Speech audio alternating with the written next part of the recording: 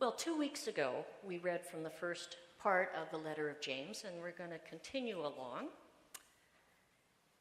And with that passage in mind, I wanted to tell you a story of something that happened a couple of weeks ago, and it's been all over the news.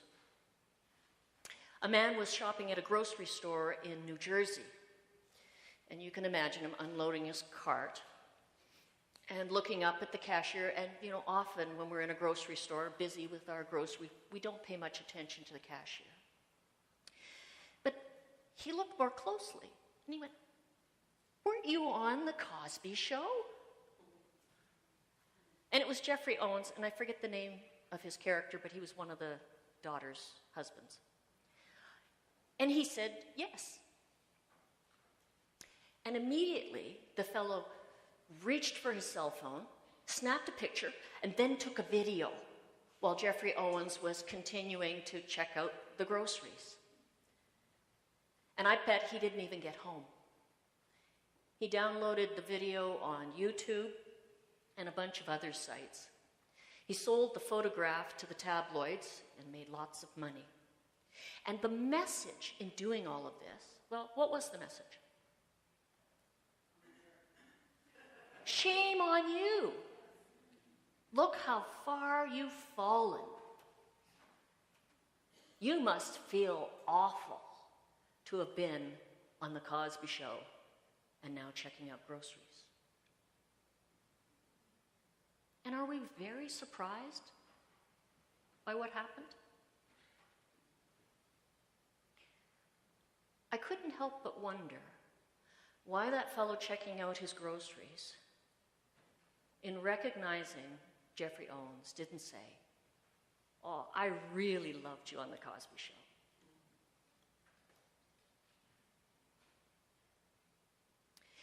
If James were here today, he'd have plenty to say about that incident. He warned us against untempered speech and insisted that we had to be accountable for our words. And that made sense in James's time. In his context, so remember, we're at the middle of the first century, probably somewhere around 50 to 70 AD. To be a Christian was to live as a person who was an enemy of many and oppressed by others, whether it was the Jewish leadership in Jerusalem in the time of James, whether it was the Romans who had come in to take over the city, and remember in 70 they just destroyed the temple. But there was more going on in the Christian community. There were opposing teachers and church leaders, and James or Paul would have called them false teachers. And Paul, in fact, spent a good deal of his time in his letters dealing with the false teachers who had gone in and out of the various cities in the diaspora. But those divisions were built around the words, the things these false teachers were teaching. And often they were saying what they did because they were envious of other church leaders, they were ambitious, or they had a personal animosity. So that's James's context, out of which he talks about how we use our words. And remember what Luther said about the book of James? I gave you the quote 2 weeks ago. I'll give it to you again, it's a good one. He called the book of James an epistle of straw with no gospel in it. He'd have excluded it from the canon of Scripture if he'd had a choice. And I'm going to stand publicly and suggest that Luther got it all wrong.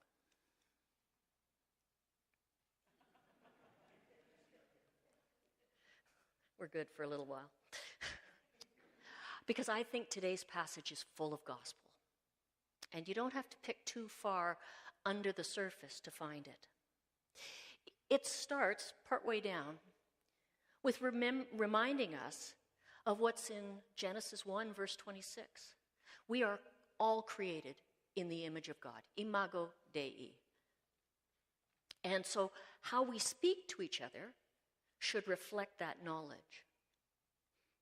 I am a child of God. I am created in God's image. But so are you. So it is as if we are speaking to God with our words, because whoever we say them to is also created in the image of God. We are, by our lives and by our words, to be witnesses to the ways of Jesus. And so that means what we say in public and private, the big things we do and the small ones, the face-to-face encounters and the anonymous ones, all must bear witness to the ways of Jesus. And then James talks about, and in this translation from the Message, he doesn't use the term the kingdom, but what he expresses is as we are building this new age, this new Christian age, which traditionally was called the kingdom, we are co-creators with God, even in our postmodern times now. And so we're to be imagine ourselves to be the living, breathing construction and maintenance crew of the Christian church today. So everything we do matters with this being built up and kept strong. We are to be, says James, Christ's agents doing the reconciling work of grace in our time. And for James, that means loving your neighbor even when you disagree. Loving your neighbor when you like them is easy. Loving somebody with whom you disagree is tough. And for that, he tells us that we have to have filters or boundaries over our words and interactions. He reminds us that, a great big horse can be controlled with a bit. And when I was a teenager, I dated a farmer for a while who had a horse. So I got to learn a little bit about horses. A very gentle horse doesn't actually need a bit. They have sort of a halter arrangement, and you can ride them that way. One that's a little bit more difficult, you can have sort of a chain that goes in their mouth, and that's good enough. And then if they're more difficult, it's a straight bit, hard bit. And if they're really bad, you get a bit that's got a bump on it like that. So every time you pull in the reins, it pokes the top of their mouth. But the point is, a relatively small thing can control a massive horse. How we control our speech can allow us to move forward in life, to make a difference with our lives. James's point is that faith is not going to endure. This Christian faith is going to be lost with this generation if we continue to be petty and bullying and mean. He said that somewhere 50 to 70 AD. It's as if he's speaking today. It's the message that eluded that client at that New Jersey grocery store.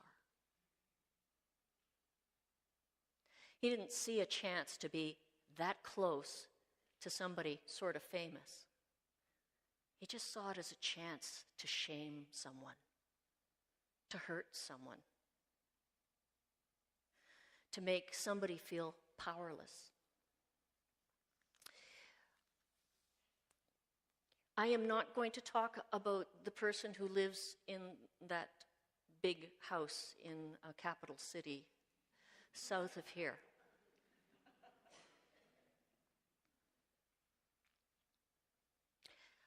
But imagine how James would consider that. James's words have really gained traction from the late 90s on. And I think some of that can be attributed to changes in technology, the growth of the internet, the explosion of cell phones and then smartphones. And it started a global conversation about what civility is. And that's really what I want to talk about today. What is civility? And it's more than being nice, more than just being polite. When I was on my last sabbatical, asking people in all different contexts, what's going on in your real world? What would you like to hear a sermon about? Again and again and again, and almost always, if there was a teacher in the room, the answer was civility. James Davis is an American Presbyterian pastor, and in 2010, he actually published a book called In Defense of Civility. And this is what he gave as the definition. To me, civility consists of a set of virtues that govern our conversations and interactions with one another. Specifically, I understand civility to be the exercise of patience, integrity, humility, and mutual respect in civil conversation, even and especially with those with whom we disagree. Those are all sentiments that James raises in the passage today. We are to be the counterpoint in our time to the online shaming that is all too often happening. We are to be the critics of common habits today, like sexting, the unfiltered bullying that goes on and happens even in our Canadian House of Commons, where some months ago, one MP referred to the Environment Minister as Climate Barbie. Curiously, that's not unparliamentary language, but is it civil? Is it gracious? Does it reflect our faith in any way to speak to another like that? Teenagers are killing themselves as a result of the humiliation they have faced online. An issue most of us never, ever had to deal with. Politicians all over the world have made name-calling de rigueur, and the nastiness keeps amping up. James's message is timeless. Your speech can kill, or at least it can be really hurtful. In 2010, the same year Davis's book came out, Sojourners, which is a religious think tank and activist group that is run out of Washington, D.C., produced what they called the Covenant for Civility. Can you, Greg, put that up now? Good. Actually, go to the next slide. You don't need to read the whole introduction. Keep going. There we go. And they produce these 7 points. We commit our dialogue with one another to reflect the spirit of Scripture, being quick to listen, slow to speak, and slow to be angry. Believing that all human beings are created in the image of God, we show honor and respect to one another, particularly in the way we speak. We pledge that when we disagree, we will do so respectfully. I'll let you read the rest. But you get the gist of it? We're hearing almost point for point what James said. I love the last one. We believe that it is more difficult to hate others when we're praying for them. And how true that is.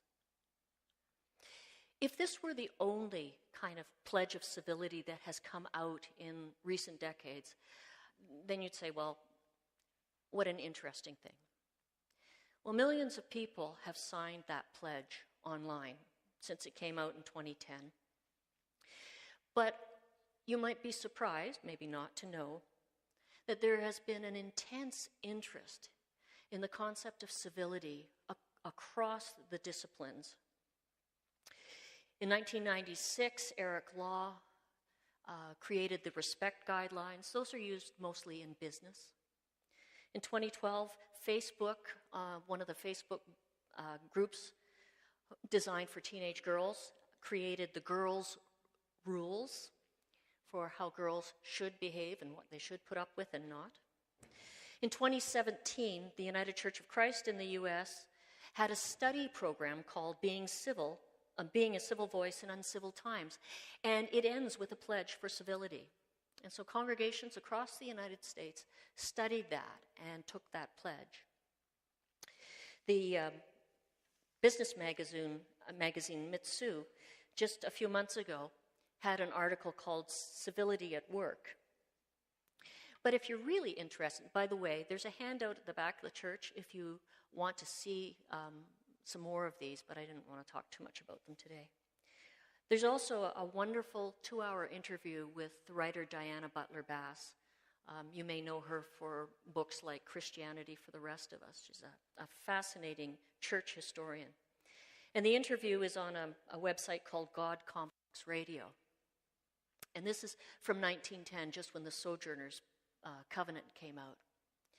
And in there, she talks about civility, about the lack of civility, the impact of the anonymity on the internet, where you can say horrible things and not be held to account. But what she says, and what struck me most, is when you're speaking,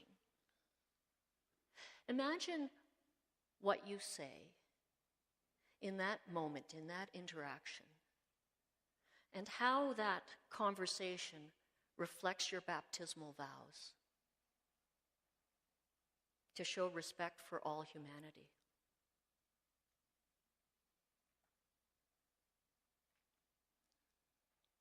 So I do disagree with Luther.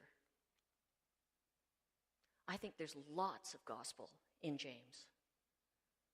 I think he got it right. What he says about speaking is full to the brim of gospel,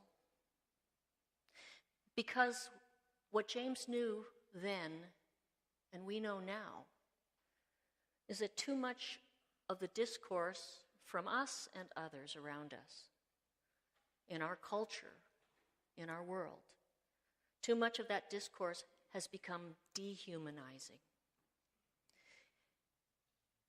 And when discourse becomes uncivil, it degrades us. It denies Christ's grace. And it drains us spiritually. We are better than this. So let us strive to be a blessing. Gracious, humble, civil, respectful. When we're right and when we're wrong. When we agree, when we disagree. When people know where the words come from and when they don't. We are gospel people, and let our words be the proof. Amen.